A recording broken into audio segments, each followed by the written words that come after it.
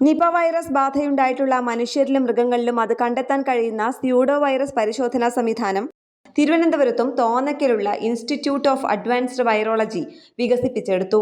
ഇത് ഏറെ അഭിമാനകരമായ കാര്യമാണ്.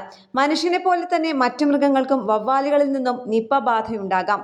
അത്തരത്തിൽ അണുബാധയുണ്ടാകുന്ന മൃഗങ്ങൾ വഴിയായി മനുഷ്യർക്ക് രോഗം കിട്ടാനുള്ള സാധ്യതയുമുണ്ട്. 1998-99 കാലഘട്ടത്തിൽ മലേഷ്യയിൽ ഇത്തരത്തിലാണ് നിപ ബാധയുണ്ടായത്. ആദ്യം വവ്വാലുകളിൽ നിന്നും പന്നികൾക്ക് രോഗം പകർന്നു കിട്ടുകയും പന്നികളെ കൈകാര്യം ചെയ്ത മനുഷ്യരിലേക്ക് നിപ പകരുകയും ചെയ്യുകയായിരുന്നു.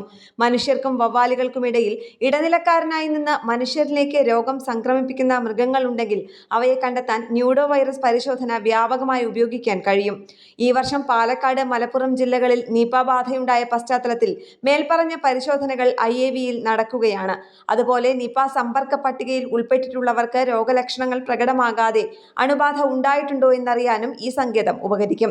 മനുഷ്യരിൽ ഉണ്ടാകുന്ന നിപ ബാധ അതിന്റെ തുടക്കത്തിൽ തന്നെ കണ്ടെത്താനും ആദ്യഘട്ടത്തിൽ തന്നെ ഉറപ്പാക്കാനും ഇപ്പോൾ തന്നെ വ്യാപകമായി ഉപയോഗിക്കുന്ന RT-PCR പരിശോധനകളും ട്രൂനാറ്റ് പരിശോധനകളുമാണ് അഭികാമ്യം.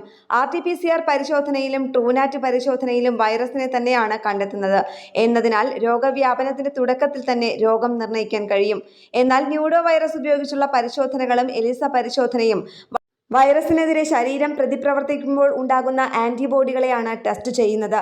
കോഴിക്കോട്, മഞ്ചേരി മെഡിക്കൽ കോളേജുകളിലെ VRDL ലാബുകളോടും ആലപ്പുഴ, പൂനെ എന്നിവിടങ്ങളിലെ NIV ലാബുകളോടുമൊപ്പം നിപ രോഗം കണ്ടെത്താൻ RT-PCR പരിശോധന തുടർച്ചയായി നടത്തിക്കൊണ്ടിരിക്കുന്ന സ്ഥാപനമാണ് IAV. നിപയുടെ മാത്രമല്ല, കേരളത്തിന് എക്കാലവും ഭീഷണിയായ ഡെങ്കിപ്പനിയുടെ 4 വൈറസ് വകഭേദങ്ങളുടെയും സ്യൂഡോ വൈറസുകളെ ഇൻസ്റ്റിറ്റ്യൂട്ട് ഓഫ് അഡ്വാൻസ്ഡ് വൈറോളജി രൂപപ്പെടുത്തിയിട്ടുണ്ട്. പകർച്ചവ്യാധി പ്രതിരോധത്തിലുള്ള കേരളത്തിന്റെ പ്രവർത്തനങ്ങൾക്ക് ശക്തി പകരുന്ന ഇൻസ്റ്റിറ്റ്യൂട്ട് ഓഫ് അഡ്വാൻസ്ഡ് വൈറോളജിയുടെ ശ്രമങ്ങൾ ശ്ലാഘനീയമാണ്. ന്യൂസ് ഡെസ്ക് കേരള പ്രണാമം.